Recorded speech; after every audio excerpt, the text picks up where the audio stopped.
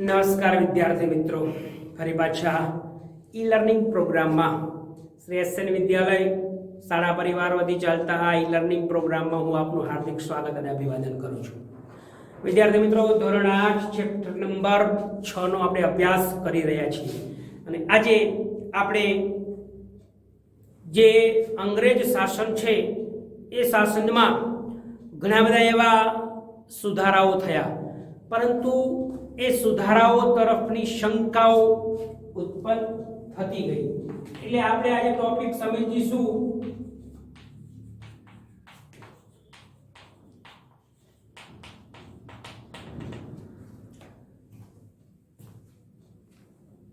સુધારાઓ તરફ શંકા અથવા તો સુધારાઓ તરફ શંકા. ભારતની અંદર ઘણા બધા એવા ગવર્નર જનરલો આવ્યા, પરંતુ એક ઉદારમતવાદી નીતિ ધરાવતો ગવર્નર જનરલ વિલિયમ બેન્ટિંગ એ ભારતમાં આવ્યું અને એ આવ્યા પછી એને ભારતમાં વિદ્યાર્થી મિત્રો જબરજસ્ત સુધારાઓ કર્યા. ઉદારમતવાદી નીતિ ધરાવતો હતો. ભારતીય પ્રજા પ્રત્યે એની લાગણીઓ બીજા અન્ય ગવર્નર જનરલો કરતા થોડી અલગ હતી, એ સવિશેષ હતી. અને એ ભારતમાં આવ્યા પછી એને ભારતમાં ઘણા બધા એવા સુધારાઓ કર્યા, પરંતુ એ જે પણ સુધારાઓ થયા એનાથી ભારતીયોને લાભ પણ થયો અને ભારતીય સમાજને નુકસાન પણ થયું. ગવર્નર જનરલ તરીકે વિલિયમ બેન્ટિંગ ભારતમાં આવ્યા બાદ એની જે ઉદારમતવાદી વિચારસરણી એનો ધીરે ધીરે ફેલાવો થયો, પરંતુ એની જે ફેરફારની અસર હિન્દ સુધી જે પહોંચી અને અંગ્રેજ શાસકોને પ્રજામાં જે જીવનમાં રસ લેવા થયો અને એના જે લાભકારી સુધારાઓ થયા, એ લાભકારી સુધારાઓમાં બેન્ટિંગના પ્રમાણમાં ખૂબ મોટો વધારો થયો. એટલે જે પણ વિદ્યાર્થી મિત્રો આ બેન્ટિંગના સમયમાં સુધારાઓ થયા એ અગાઉના ગવર્નર જનરલોની સરખામણીમાં ખૂબ મોટા પ્રમાણમાં સુધારાઓ થયા, પરંતુ ભારતીય પ્રજા એને શંકાની નજરે જોવા લાગી. પ્રશ્ન પૂછી શકાય, વિલિયમ બેન્ટિંગના સમયગાળા દરમિયાન ભારતમાં કયા કયા એવા સુધારાઓ થયા? તો વિલિયમ બેન્ટિંગ ભારતમાં ગવર્નર તરીકે આવ્યા પછી એની ઉદાર વિચારસરણીના પરિણામ સ્વરૂપે ભારતમાં ખૂબ મોટા સુધારો થયા. એમાં સૌથી વધુ વાત કરીએ તો અદાલતોની અંદર ભારતીય પ્રજાને એની માતૃભાષામાં ન્યાય માંગવા માટેની છૂટ આપવામાં આવી. એટલે ભારતની અંદર ગવર્નર જનરલ આવ્યા પછી, વિલિયમ બેન્ટિંગ આવ્યા પછી અદાલતોમાં માતૃભાષામાં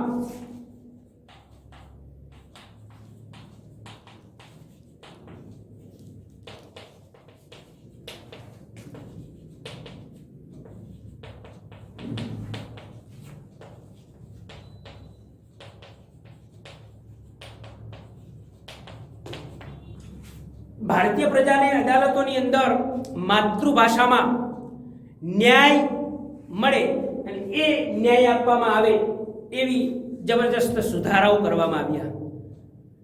બીજી બાબત, ભારતની અંદર ઘણા બધા પ્રકારના કુરિવાજો હતા. એ કુરિવાજો જે ભારતીય સમાજ સુધારક રાજારામ મોહન રાય, બહેરામજી મલબારી, દુર્ગારામ મહેતા, આમાં અનેક એવા એ વખતના જબરજસ્ત સુધારકો હતા જે ખૂબ શિક્ષણ મેળવેલા હતા અને સમાજમાં જે બદીઓ ચાલી રહી છે, સમાજની અંદર જે પણ કુરિવાજો ચાલી રહ્યા છે, સતી પ્રથા, બાળકીને દૂધ પીતી કરવી, આવા જે બાળ લગ્ન જેવા અનેક પ્રકારના જે કુરિવાજો હતા, એ કુરિવાજોને દૂર થાય એમાં ખાસ કરીને સૌથી વધુ કુરિવાજ હોય ખરાબમાં ખરાબ તો એ સતી પ્રથા.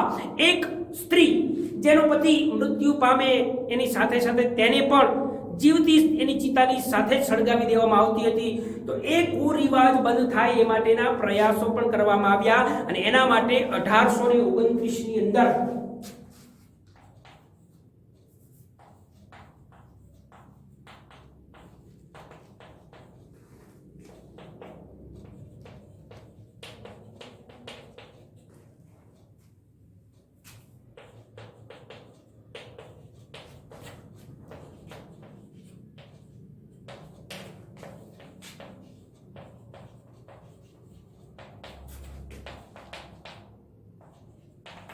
સમાજ સુધારક રાજારામ મોહન રાય, બેરામજી મલબારી, દુર્ગા પ્રસાદ મહેતા જેવા અનેક એવા સમાજ સુધારકોના સાથે મળી અને વિલિયમ બેન્ટિંગે 1829માં સતી થવા પાછળનો જે કાયદો બનાવડાવ્યો.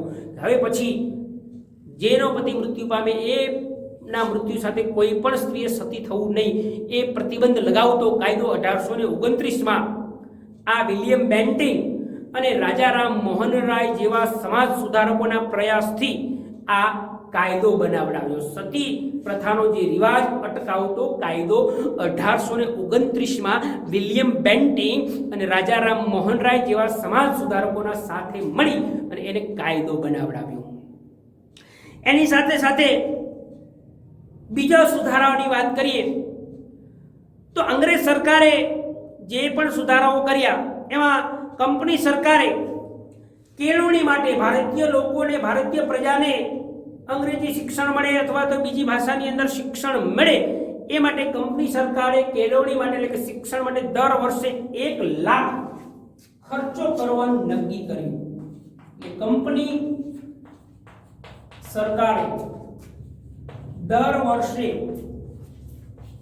1 લાખ રૂપિયા ખર્ચ કરવાનું નક્કી કર્યું.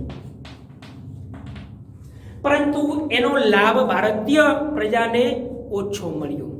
છતાં પણ જે પણ સુધારાઓ કરવામાં આવ્યા એ ખૂબ મોટા એવા સુધારાઓ કરવામાં આવ્યા હતા.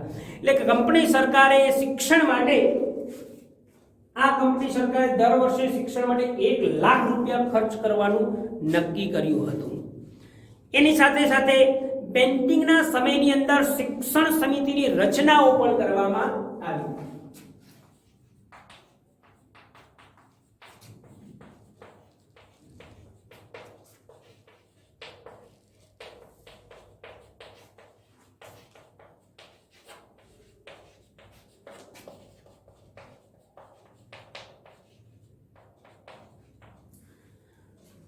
તો આ જે પણ સુધારાઓ થયા વિલિયમ બેન્ટિંગના સમયગાળા દરમિયાન શિક્ષણ સમિતિની રચના પણ કરવામાં આવી. દર વર્ષે 1 લાખ રૂપિયા ખર્ચ કરવાનું નક્કી પણ કરવામાં આવ્યું.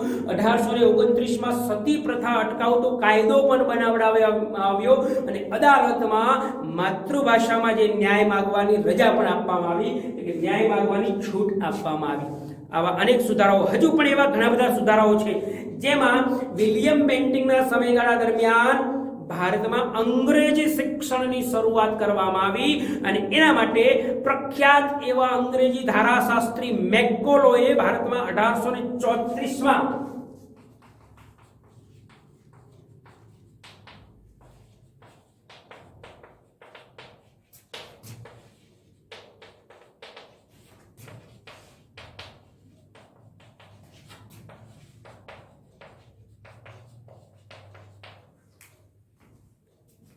અંગ્રેજનો સૌથી વિદ્વાન ધારાશાસ્ત્રી, શિક્ષણ શાસ્ત્રી, જેને ભારતમાં 1834માં વિલિયમ બેન્ટિંગના પ્રયાસો થકી ભારતમાં 1834માં મેકોલો જે ધારાશાસ્ત્રી હતો, શિક્ષણ શાસ્ત્રી હતો અને એને આ ભારતમાં એને 1834માં અંગ્રેજી શિક્ષણની આપતી સંસ્થાઓ શરૂ કરવામાં આવી. પરિણામે ભારતના જે આદિ અનાદિ કાળથી ચાલતી જે ગુરુકુળ પરંપરા, જેને પ્રાચીન વિદ્યા છે, એ પ્રાચીન વિદ્યા પૂર્વજોએ જે વિકસાવી હતી એ વિકસાવેલી પ્રાચીન વિદ્યા શીખવાનો લાભ પણ ગુમાવ્યો. આ પણ એક ગેરલાભ થયો. ભારતમાં અંગ્રેજી શિક્ષણ શરૂ થયું. પરિણામે મોટા ભાગના લોકો છે એ અંગ્રેજી શિક્ષણનો ખૂબ વિરોધ કરતા થયા, શંકાની નજરે જોતા થયા. પરિણામે ગાંધીજીએ અંગ્રેજી શિક્ષણને તો ગુલામીની કેળવણી કહી છે. વિદ્યાર્થી મિત્રો, ગાંધીજીએ અંગ્રેજી શિક્ષણને શું કહ્યું છે?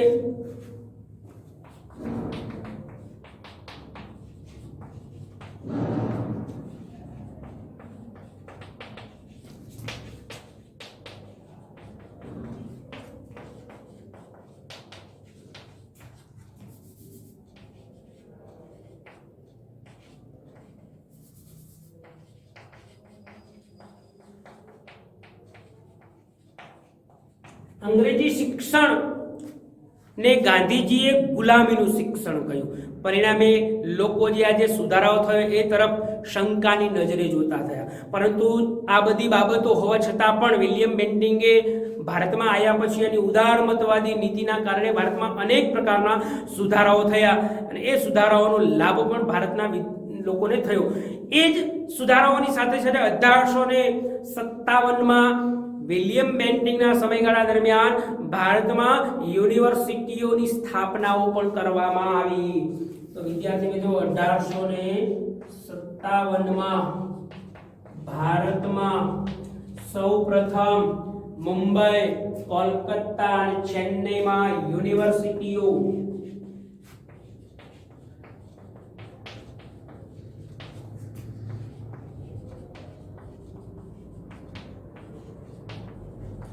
મુંબઈ, કોલકાતા અને ચેન્નઈની અંદર 1857માં યુનિવર્સિટીઓ સ્થાપવામાં આવી, જેનાથી અંગ્રેજી શિક્ષણનો પ્રમાણમાં બહોળો વિકાસ થાય અને ભારતીય લોકો અંગ્રેજી શિક્ષણ મેળવતા થાય એ માટે આ વિલિયમ બેન્ટિંગના સમયગાળા દરમિયાન ભારતમાં અંગ્રેજી શિક્ષણ આપતી યુનિવર્સિટીઓની સ્થાપના કરવામાં આવી હતી. આ અંગ્રેજી શિક્ષણની શરૂઆત થઈ, પરંતુ જોઈએ એટલો લાભ મળ્યો નહીં. પરંતુ ભારતીય લોકોને જે લોકો ભણ્યા એનાથી અંગ્રેજોને પણ ફાયદો થયો. એમાંથી શું થયું તો કે ભારતના લોકો જે અંગ્રેજી શિક્ષણ મેળવતા થયા એના કારણે ભણેલા ગણેલા કર્મચારીઓ અંગ્રેજોને મળતા થયા. પરંતુ ભારતીયો જે શિક્ષણ મેળવવા લાગ્યા તેમાંથી સ્વતંત્રતા માટે રાષ્ટ્રવાદનું માનસ છે એ ધીરે ધીરે ઘડાવા લાગ્યું. હવે આ બધું જે સુધારાઓ તરફની શંકાની વાત કરીએ તો એમાં બીજા ઘણા પણ એવા સુધારાઓ થયો. ઔદ્યોગિક ક્રાંતિ થઈ 19મી સદીમાં. જે ઔદ્યોગિક ક્રાંતિ થઈ અને એના કારણે કારખાનાઓ જે ધમધમતા લાગવા લાગ્યા, માલની હેરાફેરી થવા લાગી, વાહન વ્યવહારો અને સંદેશા વ્યવહારોને પહોંચી વળવા માટે જે નવા નવા યંત્રોની શોધો થઈ. વિદ્યાર્થી મિત્રો 19મી સદીમાં જબરજસ્ત ક્રાંતિ થઈ છે. જબરજસ્ત નવા નવા યંત્રો શોધાયા છે અને પરિણામે એ યંત્રોની શોધ થવાના કારણે અલગ અલગ વેપારીઓને લાભ મળશે, લશ્કરમાં અંકુશ રાખી શકાશે અને એ પ્રકારના હેતુથી ભારતમાં રેલવેની શરૂઆત કરવામાં આવી. ભારતમાં અંગ્રેજોએ વેપાર માટે પણ લશ્કરને એક જગ્યાએથી બીજી જગ્યાએ લઈ જવા માટે પણ સરળતા રહે એ માટે ભારતમાં એક બીજો એવો જબરજસ્ત સુધારો કર્યો. ભારતની અંદર રેલવેની શરૂઆત કરવામાં આવી. 1853માં મુંબઈ અને થાણા વચ્ચે 35 કિમીની રેલવે શરૂ કરી. ક્યાં તો કે મુંબઈ અને થાણા. મુંબઈ અને થાણા વચ્ચે અંગ્રેજોએ 35 કિલોમીટરની સૌપ્રથમ રેલવે ભારતમાં શરૂ કરવામાં આવી. પરીક્ષામાં પૂછાય ભારતમાં સૌપ્રથમ રેલવેની શરૂઆત ક્યાં થઈ તો કે મુંબઈ થાણા વચ્ચે. કઈ સાલમાં? 1853માં. કેટલા કિલોમીટરની? તો 35 કિલોમીટરની આ રેલવેની શરૂઆત કરવામાં આવી. એથી પણ વિશેષ બીજા પણ એવા સુધારાઓ કરવામાં આવ્યા. 1854માં ટપાલ અને તાર સંદેશાવ્યવહારની આધુનિક પદ્ધતિ અપનાવવામાં આવી. 1854માં તાર, ટપાલ અને સંદેશાની આધુનિક પદ્ધતિ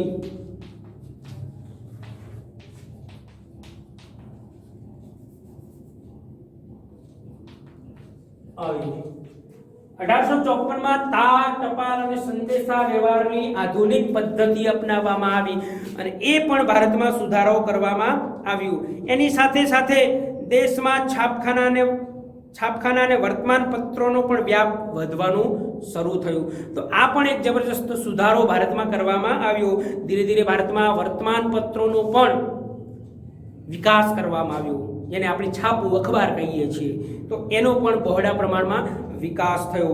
આમ આવું બધું થવાના કારણે બ્રિટિશ શાસનના સુધારાઓ અંગ્રેજ હિત માટે થયા હતા, તેમ છતાં રાષ્ટ્રવાદના ઉદ્દેશ માટે એ ભારતીયો માટે આશાવાદ રૂપ બન્યા હતા. જે પણ સુધારાઓ થયા એ અંગ્રેજોએ પોતાના લાભ માટે કર્યા હતા.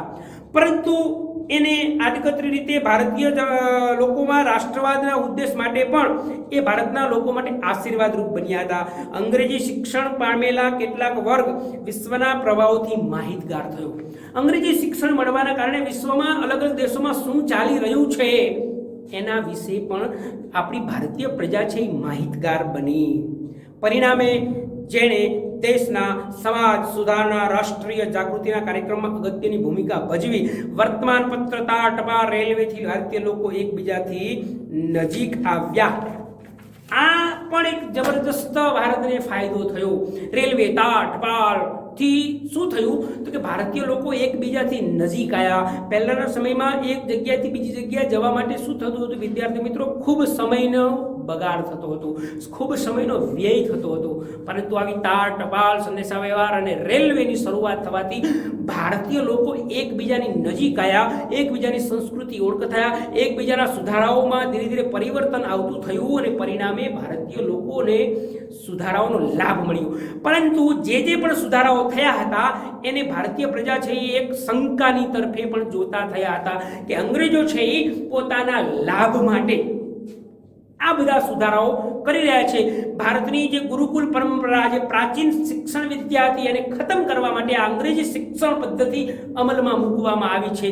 અંગ્રેજી શિક્ષણ મળવાથી આ અંગ્રેજોએ મૂકવાનું કારણ કે એમને વહીવટમાં ભારતીય લોકો છે સામેલ કરી શકે એ માટે પણ કરવામાં આવ્યું હતું. એવી પણ ભારતના લોકો વિચારતા થયા હતા. ખેર, જવા દો. પરંતુ ભારતને જે પણ સુધારાઓ થયા એનો લાભ પણ મળ્યો અને થોડોક એનો નુકસાન પણ ગયું હતું. એટલે કે વિલિયમ બેન્ટિંગ એ ભારતમાં આવ્યા પછી એને ભારતમાં કયા કયા એવા સુધારાઓ કર્યા તો એને માતૃભાષામાં અદાલતમાં ન્યાય મળે એ માટેની વ્યવસ્થા કરી. 1829 ની અંદર સતી પ્રથા અટકાવતો કાયદો બનાવડાવ્યો. કંપની સરકારે દર વર્ષે ભારતની અંદર 1 લાખ રૂપિયા ખર્ચ કરવાનું નક્કી કર્યું. શિક્ષણ સમિતિની રચના કરવામાં આવી જેનાથી ભારતીય લોકોને શિક્ષણ મળે. 1834માં મેકોલોએ ભારતમાં અંગ્રેજી શિક્ષણ શરૂ કરવાની વિલિયમ બેન્ટિંગના પ્રયાસોથી એ શરૂઆત થઈ. ગાંધીજીએ આ અંગ્રેજી શિક્ષણને જે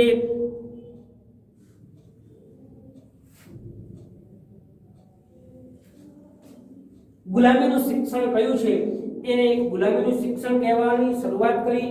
1857માં યુનિવર્સિટીનો સ્થાપવામાં આવી. 1853માં રેલવેની શરૂઆત કરવામાં આવી. 1854માં આધુનિક તાર, ટપાલ અને સંદેશા વ્યવહારની શરૂઆત કરવામાં આવી. પરંતુ જે પણ સુધારાઓ થયા એ ઉદારમતવાદી નીતિ ધરાવતા આ વિલિયમ બેન્ટિંગના સમયગાળા દરમિયાન કરવામાં આવ્યા અને એનો લાભ ભારતીય પ્રજામાં મળ્યો અને એ ભારતીય પ્રજાને લાભ પણ ખૂબ મોટા પ્રમાણમાં મળ્યો. છતાં પણ લોકો આ જે પણ સુધારાઓ થયા એને જે સતી પ્રથાનો સુધારો છે એ ભારતીય સમાજ વ્યવસ્થા ઉપર લોકોએ મળતા હતા કે ભારતીય સમાજ વ્યવસ્થા ઉપર એ નાસ્તનાબૂદ કરવા માટેના પ્રયાસો કરે છે. પરંતુ એનો લાભ ભારતીય લોકોને, ખાસ કરીને સ્ત્રીઓને ખૂબ મોટા પ્રમાણમાં મળ્યો. શિક્ષણ મળ્યું, માતૃભાષામાં ન્યાય માંગવાની શરૂઆત કરવામાં આવી. આવી અનેક પ્રકારની અંગ્રેજી શિક્ષણ મળ્યું. યુનિવર્સિટીઓની સ્થાપના થઈ, રેલવેની શરૂઆત થઈ, તાર ટપાલની આધુનિક પદ્ધતિની શરૂઆત થઈ. તો આવી ખૂબ મોટા પ્રમાણમાં ભારતીય લોકોમાં એ સુધારાનો લાભ મળ્યો હતો. તો વિદ્યાર્થી મિત્રો, પરીક્ષાની અંદર પૂછાય કે વિલિયમ બેન્ટિંગના સમયગાળા દરમિયાન ભારતમાં કયા કયા સુધારાઓ કરવામાં આવ્યા, તો આવા નીચે પ્રકારના વિશેષ પ્રકારના સુધારાઓ કરવામાં આવ્યા હતા. તો વિદ્યાર્થી મિત્રો, આજે બસ આટલું જ. આ પ્રકરણ આપણે અહીંયા પૂર્ણ કરીએ છીએ. તમે વધુને વધુ એનો અભ્યાસ કરશો. આવતા નેક્સ્ટ લેક્ચરની અંદર એક નવા વિષય સાથે, એક નવા ચેપ્ટર સાથે હું ફરી પાછો આપની સમક્ષ ઉપસ્થિત થઈશ. ત્યાં સુધી હું આપની રજા લઉં છું. જય હિન્દ, જય ભારત.